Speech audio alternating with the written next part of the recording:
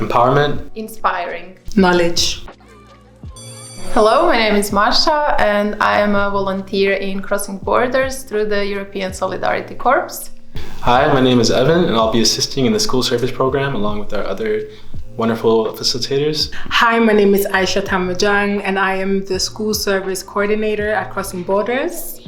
Hi, my name is Atio. I'm a spoken word artist. Hi, my name is Yaqub Abdurrahman and I'm a facilitator at Crossing Borders. Hi, my name is Ali the Poet. I just recently started working with Crossing Borders and going to workshops. The school workshop means giving children an opportunity to hear what's...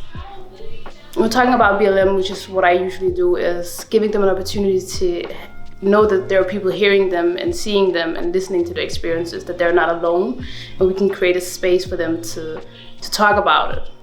I guess it's one of those experiences that you didn't know the impact of it until I actually stood in front of the kids and started talking to them, and also just seeing how they digested what I was saying and the way they kind of responded to it.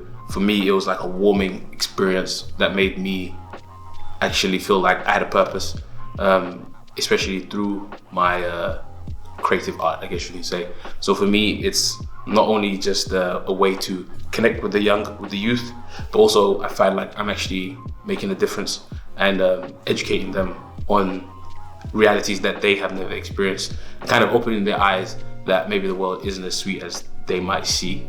My experience in the school workshops has been amazing. I think the kids really get a good understanding of the issues, and one workshop we went to, it was really nice because we got to see that students were actually engaged what they were learning and they felt that they could voice their opinions, and it's really great to see this interactive learning experience. Personally, what I saw through these school workshops and what had the biggest impact on me is the change that I saw in these young people and kids. I would see the physical change from them being shy and standing 2 meters away from us when we were just starting and doing ice-breaking exercises. And after 2 hours of the workshop, I could see how comfortable they are, how more talkative they are, and how they want to physically approach us, ask us questions. They want to say after the workshop, they are asking for our contacts, how they can stay in touch with us,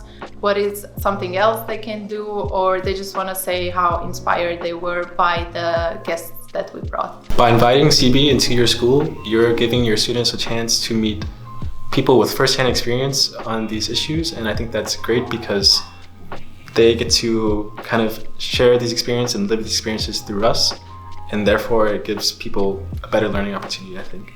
Because it's so important to get another perspective on the outside world other than what they're being taught. It is so important that especially the minority children, that they know that the world is different for them, and that we see them and we hear them, and that we are there for them. It's so important that they're not alone.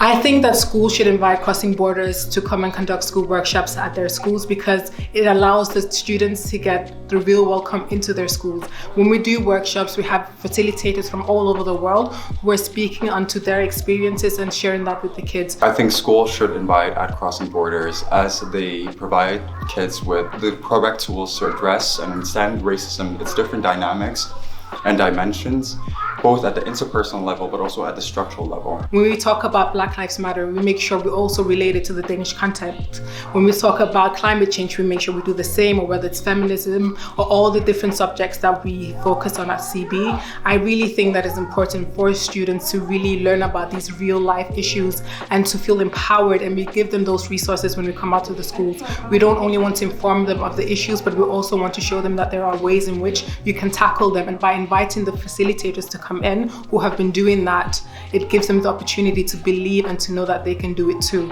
So as a means of giving these kids some literacy and some tools to address the issues of our contemporary lived reality and racism still being a problem in Scandinavia in particular too. So I think 1, it definitely educates kids, and that's what all schools want to do.